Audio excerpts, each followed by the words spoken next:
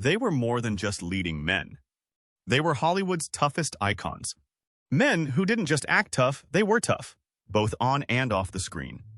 And now, William Smith, the brawler, bodybuilder, and screen villain who earned respect across generations, has revealed the 6 men he personally called the true tough guys of Hollywood. And trust us, this list might shock you. Do you think modern actors can match the grit of old-school legends? Comment 1 for yes or 0 for no below.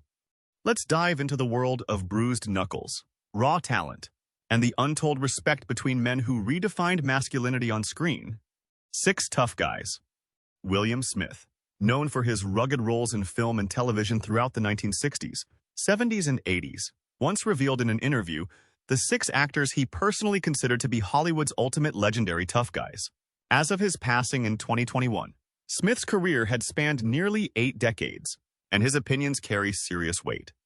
With over 300 screen credits and a reputation for performing his own stunts and engaging in real on-screen brawls, Smith's judgment of toughness wasn't based on appearance alone, but on a mix of physical prowess, screen presence, real-life grit, and career legacy. So who does he think are tough guys?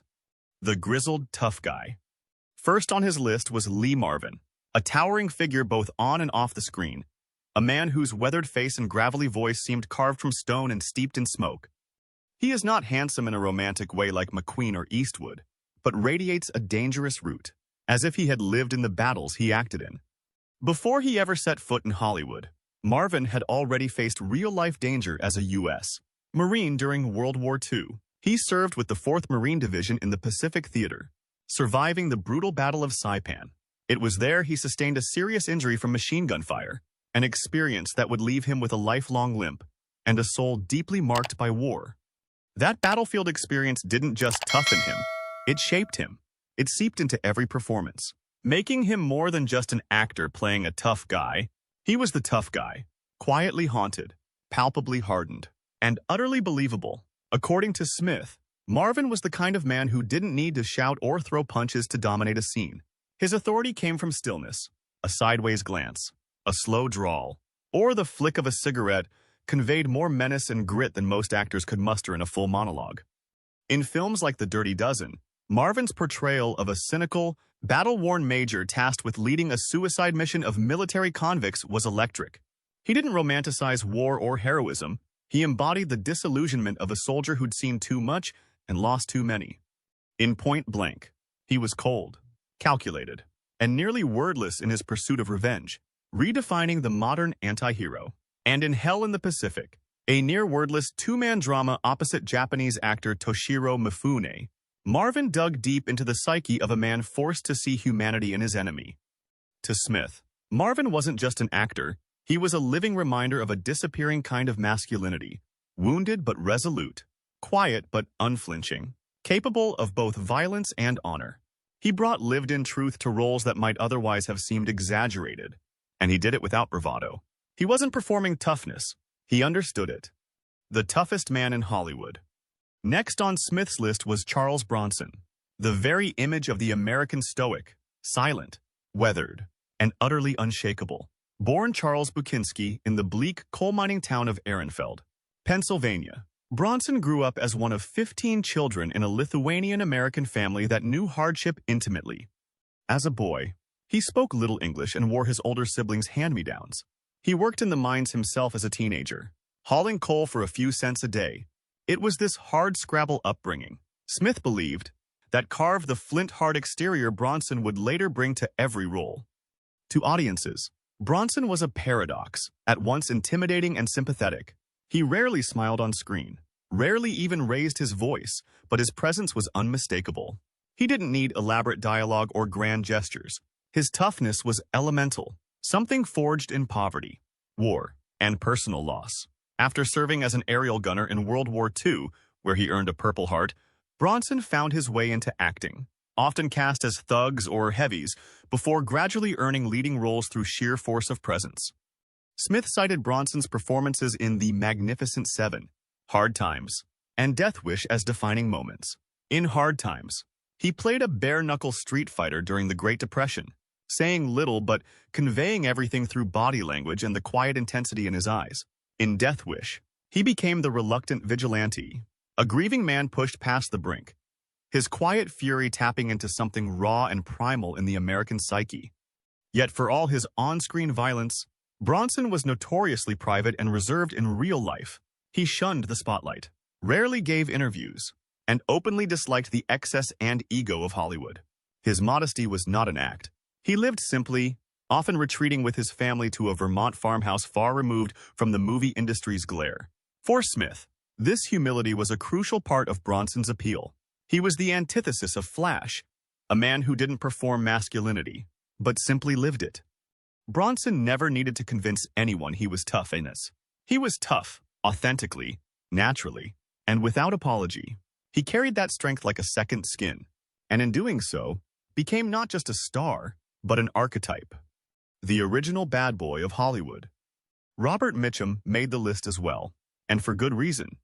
Robert Mitchum was, in Smith's words, the kind of man you didn't dare underestimate, even when he looked like he just rolled out of bed.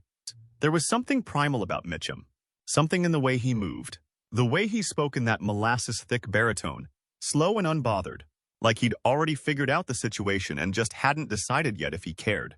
His toughness didn't need to be choreographed or polished. It came off him like smoke from a half-lit cigarette, natural, gritty, and a little dangerous. Off-screen, Mitchum was every bit the anti-hero he so often portrayed. He drank hard, challenged authority, and wore his disdain for Hollywood pretension like a badge of honor. He once said acting was just a job. But anyone who watched him in Out of the Past, Cape Fear, or The Night of the Hunter knew better. There was a depth to Mitchum's performances, a kind of lived-in weariness. Like he wasn't just playing the part, he was the part. Smith admired Mitchum's contradictions, the rebel who didn't need to yell, the villain who could chill your spine with a whisper, the romantic lead who always looked like he had one foot out the door. He called Mitchum the ghost in the room, quiet, but always looming. In The Night of the Hunter, Mitchum played one of the most haunting characters in film history. Reverend Harry Powell, a murderous preacher whose hands were tattooed with the words love and hate. It was a performance of such eerie restraint and calculated cruelty that it left audiences stunned, and it cemented Mitchum's place in the annals of cinematic menace. What set Mitchum apart, according to Smith, was how effortless it all seemed. He didn't posture or puff himself up. He didn't need to. The sleepy-eyed glare, the lopsided smirk, the slow, measured cadence, these weren't tricks. They were the result of a man who had seen enough, felt enough, and decided to keep the world at arm's length. You got the sense with Mitchum that there was always something ticking underneath, a switch that could flip at any second. Despite his indifference to fame, or perhaps because of it, Mitchum remained a fixture in Hollywood for decades. Directors respected him for his instincts. Fellow actors admired his cool, and audiences, whether they feared him or fell for him, never forgot him. He was the definition of unmanufactured charisma. Smith often said that Mitchum reminded him of the ocean, calm on the surface, but hiding currents strong enough to drown you. There was no acting coach in the world who could teach that kind of presence. It had to be earned, through life, loss, and 1,000 moments that left a scar. In a town full of men trying to look tough, Robert Mitchum didn't need to try at all. The King of Cool. Another name that earned Smith's respect was Steve McQueen, known as the King of Cool. Steve McQueen wasn't just an actor to Smith, he was in a state of mind. Cool wasn't something McQueen wore like a leather jacket. It was stitched into his DNA. He didn't try to be cool. He didn't ask to be called tough. He just walked onto the screen, jaw clenched, eyes scanning like a predator, and the air changed. You didn't just watch Steve McQueen. You tracked him like a flame in a dark room. Nicknamed the King of Cool, McQueen embodied a particular brand of masculinity that fascinated Smith. The silent rebel, the loner with a code, the man who didn't need anyone's approval. In Bullet, McQueen made a car chase feel like ballet and turned silence into power. In The Getaway and Papillon, he showed a quieter toughness, a man in survival mode, beaten but unbroken, carrying pain like a weapon. Smith often said McQueen's eyes did more acting than most performers' full scripts. They held secrets, regrets, defiance, and danger. But it wasn't just what McQueen did on screen. It was who he was off it. A former reform school kid who once stole hubcaps to survive. McQueen climbed out of poverty and into stardom on his own terms. He raced cars professionally, tore up the desert on motorcycles, and collected scars like medals. His affinity for danger wasn't a pose. It was part of his wiring. McQueen had a habit of staring down death, whether on a film set or behind the wheel of a speeding Mustang. Smith respected that. He believed toughness wasn't about flexing muscle. It was about knowing who you were when everything else fell away. And McQueen, with his minimalist style, razor-edged charm, and daredevil instincts, had stripped himself down to something elemental: grit, guts, and an unwillingness to kneel. McQueen's off-camera life was as restless and volatile as some of his characters. He clashed with directors, rebelled against studios, and never pretended to be a Hollywood gentleman. He smoked. He brawled. He chased adrenaline and sometimes demons. But through it all, Smith believed, McQueen carried an emotional core that elevated him above typical macho archetypes. You could see it flicker in moments of stillness, grief, guilt, a loneliness he never voiced. Beneath the bulletproof exterior was a man scarred by life, but too proud to let it show. That vulnerability, hidden under a shell of horsepower and bravado, was what made McQueen immortal. He wasn't just the man behind the wheel, he was the wheel, spinning hard, gripping the road, daring the world to stop him. In Smith's words, McQueen didn't just act tough, he lived it. And every mile he raced, every silence he filled with fire, made damn sure we believed it. Zen Cowboy. If Steve McQueen was the king of cool, then James Coburn was his calm, cobra-like shadow, grinning, graceful, and always one step ahead. James Coburn, Smith believed, was the kind of man who never had to raise his voice or his fists to remind you that he could. Slender and angular, with a razor-sharp jawline and a slow, sardonic smile, Coburn exuded a kind of cool that didn't need to announce itself. It simply was. Smith often said that if toughness had a jazz rhythm, Coburn was the guy playing lead trumpet, smooth, unpredictable, and effortlessly dangerous. Though not always placed in the pantheon of classic Hollywood tough guys, Coburn left an indelible mark on those who recognized the art of understatement.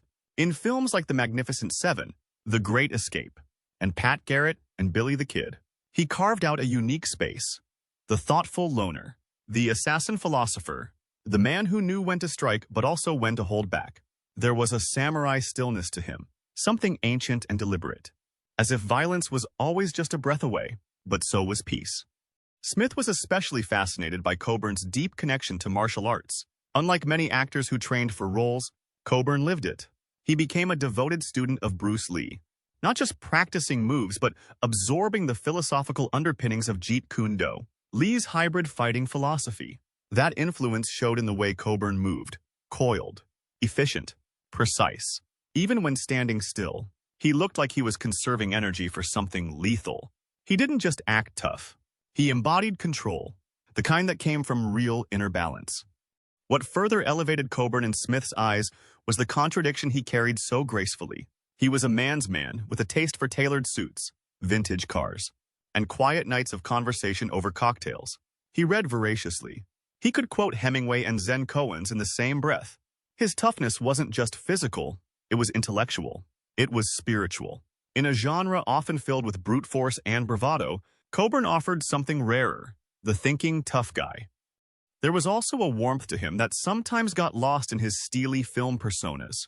Colleagues remembered his dry wit, his generosity, and his patience on set.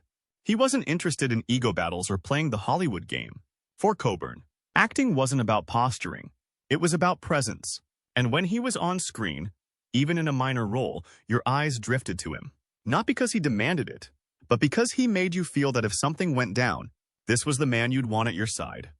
For Smith, James Coburn was the master of minimalist menace. A ghost of the Old West and a warrior of the modern world rolled into one. He didn't need to yell. He didn't need to sweat. All he had to do was be, and that was more than enough.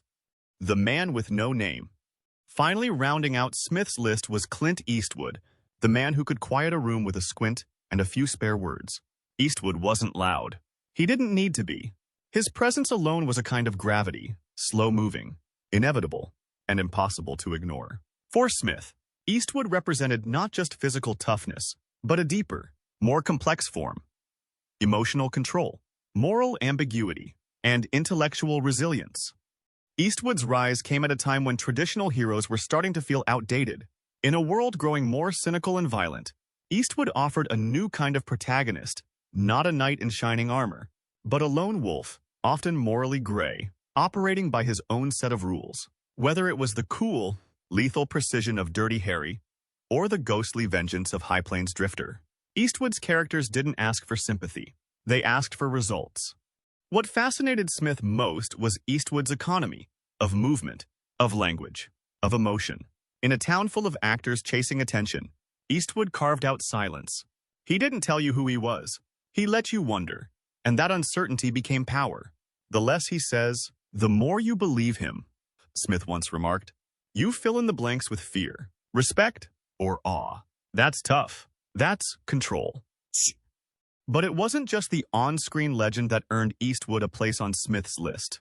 It was the off-screen craftsman, the man behind the camera who shaped stories with the same unshakable discipline he brought to his characters. Starting in the early 1970s, Eastwood directed, produced, and even composed music for his films. His transition from actor to auteur wasn't loud or flashy.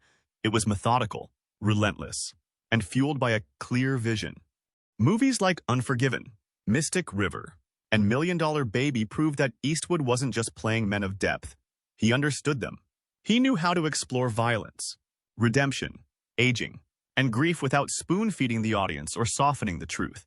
To Smith, that took a kind of strength Hollywood rarely celebrated: intellectual toughness, the courage to sit in ambiguity and trust the audience to meet you there. Eastwood also carried his toughness into how he navigated the industry. He avoided the trap of fame for fame's sake. He worked on his own terms, often with smaller crews, tight schedules, and modest budgets. He didn't seek validation, he sought mastery. And over the decades, he built a body of work that didn't just define a genre, it evolved it. Smith admired that unflinching independence. In a world of studio interference and public posturing, Clint Eastwood remained true to a stripped-down, self-reliant philosophy. Do the work, tell the story, leave your mark.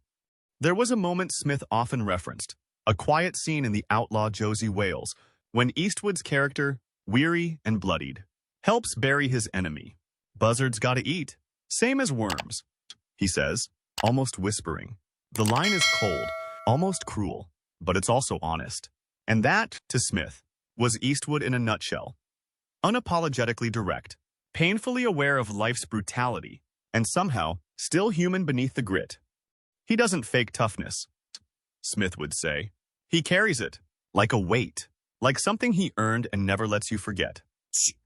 Smith saw these 6 men, Marvin, Bronson, Coburn, Mitchum, McQueen, and Eastwood, as the apex of true manhood in Hollywood. They were more than simply powerful performers.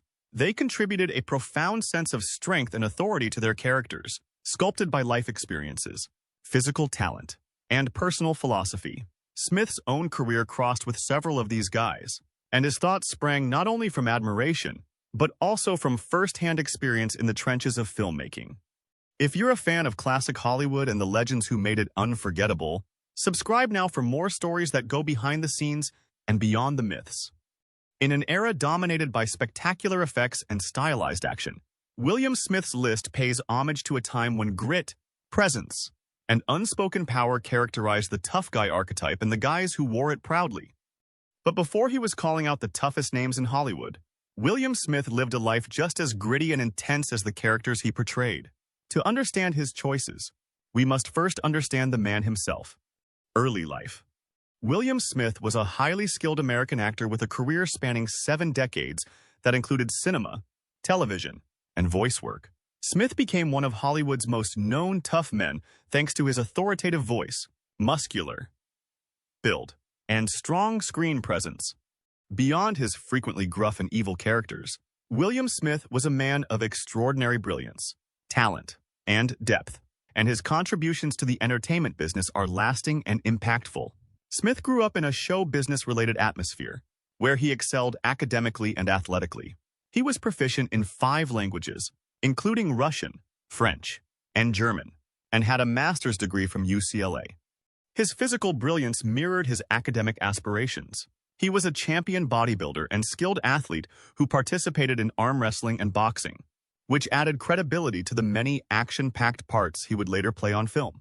His early career includes working for the United States government as a Russian translator during the Korean War, exhibiting his adaptability and patriotism. From humble beginnings and a life molded by discipline and determination, Smith's path was anything but ordinary. It was only a matter of time before his raw energy caught Hollywood's eye. Acting career. Smith began his acting career as a kid, playing uncredited roles in legendary films including The Ghost of Frankenstein and Meet Me in St. Louis. However, his career really took off in the 1960s and 1970s, when he became a famous figure on television and in movies. He became well known for his role as Joe Riley in the long-running NBC Western series Laredo, which aired from 1965 to 1967. This performance solidified his image as a dynamic actor capable of combining wit, charm, and grit. William Smith's television appearances were many and diverse. He had remarkable cameo appearances on iconic series including Hawaii Five-0, Gunsmoke, Bonanza, The Mod Squad, and The A-Team. His commanding screen presence and athletic talents made him a popular option for portraying both anti-heroes and complicated adversaries. One of his most memorable television performances was as Falconetti, the terrifying antagonist in the highly acclaimed miniseries Rich Man, Poor Man, 1976. A performance that terrified audiences and created a cultural reference point for on-screen villainy. Smith was a notable actor in action, biker, and exploitation films during the 1970s and 1980s.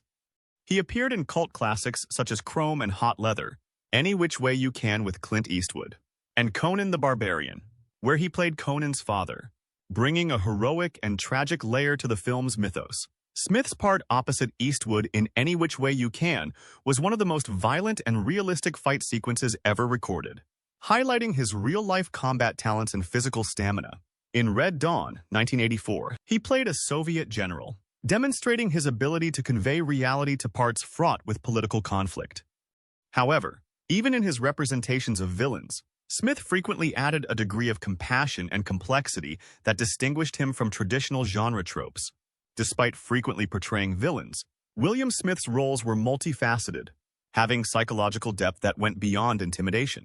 His gravelly voice and piercing gaze contributed to his mystique, but those who knew him off-screen described him as a kind-hearted and bright man with a passion for poetry, reading, and motorbikes.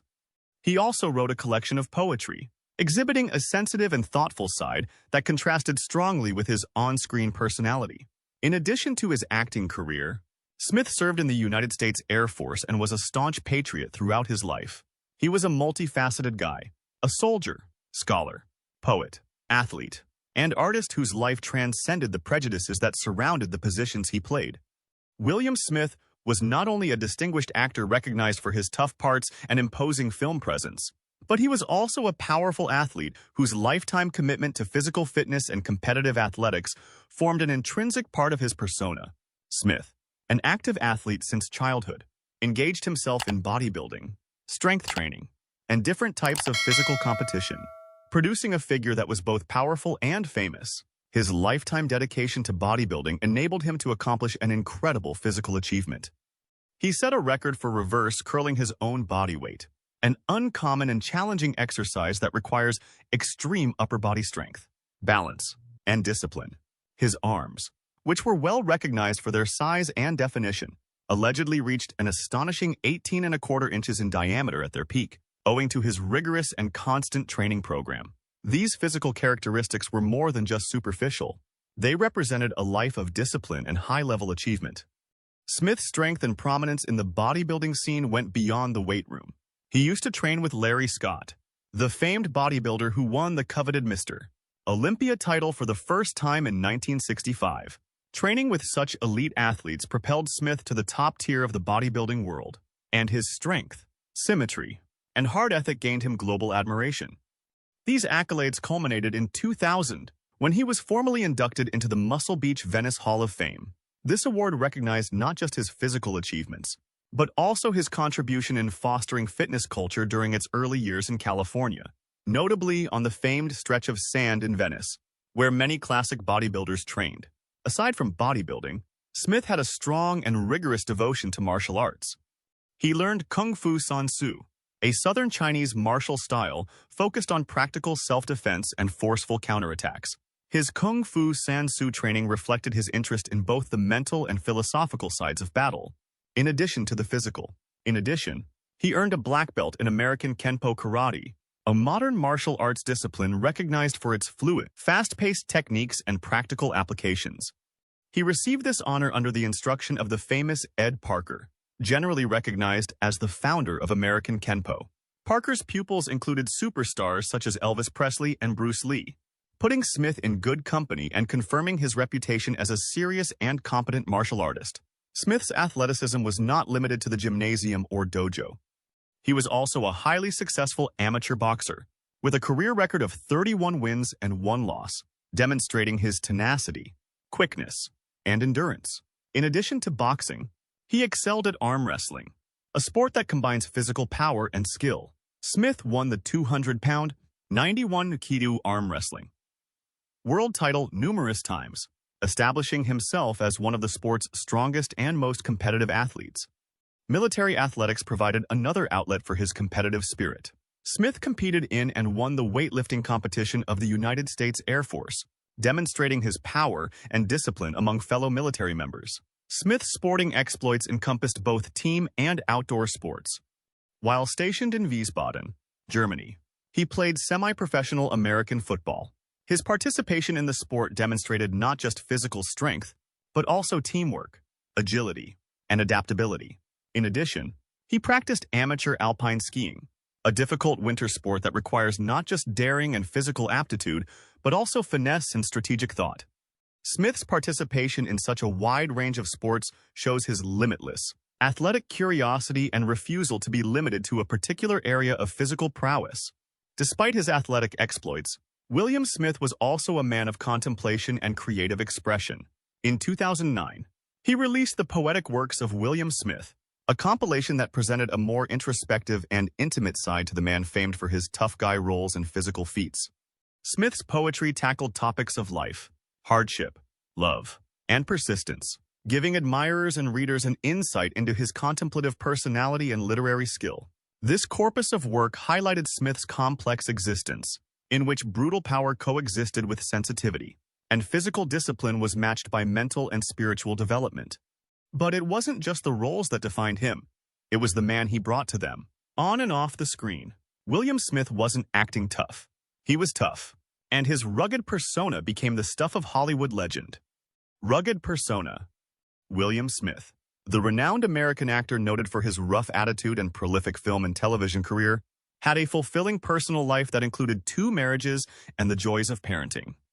His first marriage was to Michelle Smith, whom he married in 1969, in the height of his rising popularity. The couple was married for 2 decades, a time that included some of Smith's most explosive years, when he rose to prominence in television shows like Laredo and films like Any Which Way You Can. Their marriage of 20 years ended in divorce in 1989. Despite their separation, Michelle was instrumental in supporting William during his early years in Hollywood, and through the demands of his action-packed parts, which sometimes needed strenuous physical training and extended shoots. Later that year, in 1989, William Smith married his second wife, Joanne Cervelli.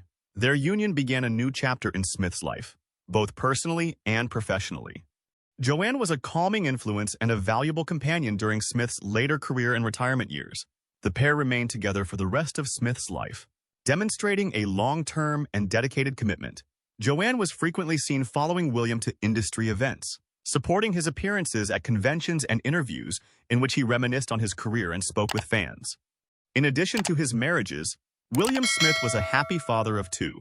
His son, William Smith III, carried on the family lineage by bearing his father's name, representing a generational connection and a tribute to the Smith family heritage. Despite being more quiet than his father, William III was a source of immense pride for the actor. Smith also had a daughter, Sherry Ann Cervelli, whose surname suggests a tie to Joanne, maybe through adoption or a prior relationship blended into the Smith family. Sherry Ann had a good relationship with her father and was known to praise his accomplishments and qualities. Both children were vital parts of Smith's life, keeping him grounded in the maelstrom of Hollywood and offering him joy outside of the screen. Smith's family life. while frequently kept private in comparison to his public character, depicts a man who valued love, devotion, and the legacy he would leave behind, not simply as a husband and father with close personal ties. So when Smith spoke about toughness in Hollywood, he wasn't guessing. He was speaking from experience. And the 6 men he named? They weren't just stars. They were cut from the same steel as he was. Even legends must one day leave the spotlight. But when William Smith passed, he didn't just leave behind a filmography, he left behind a code, a legacy, one built on grit, loyalty, and strength. Death. William Smith, the iconic American actor best known for his gritty performances in cinema and television throughout a career spanning more than 7 decades, died on July 5, 2021, at the age of 88. He died in the Motion Picture and Television Country House and Hospital, a well-known retirement and care facility in Los Angeles' Woodland Hills district. This institution has long been a shelter for retired entertainment workers, providing both independent living and full-time care to people who have spent their careers in cinema and television. The facility is funded by the Motion Picture and Television Fund, which was established in 1921 by industry leaders to assist persons in the entertainment sector in times of need. Smith's death signaled the end of a spectacular period in Hollywood history. Smith was a well-acclaimed character actor with over 280 film and television credits, playing everything from brawling tough men and action heroes to complicated villains and military officials. Throughout the 1960s, 1970s, and 1980s, he was a regular in westerns, motorcycle flicks, action pictures, and cult favorites due to his commanding voice, strong physical presence, and tremendous screen charm. Known for his performances in Any Which Way You Can, Rich Man, Poor Man, Hawaii Five-0, and Laredo, Smith, like many others, added gravitas and sincerity to every performance. Although the reason for his death was not made public, it is known that he spent his final years in the Motion Picture and Television Country House and Hospital, a location where many of Hollywood's older statesmen and ladies can pass away in peace and dignity. Surrounded by fellow actors and professionals who had a profound link via their job in the entertainment business, Smith was cared for by personnel who were familiar with the special requirements of retired artists. His death was lamented by fans, co-workers, and family alike. Many others knew him as a consummate professional, a generous scene partner, and a private guy with enormous courage and character. Tributes rushed in from social media and entertainment news sources, describing him as one of the last authentic tough guys from Hollywood's golden age of action films. Which of these legends is your favorite? Who would you add to the list? Comment below. Give this video a like if you love the golden era of Hollywood. And don't forget to subscribe for more untold stories and legendary moments.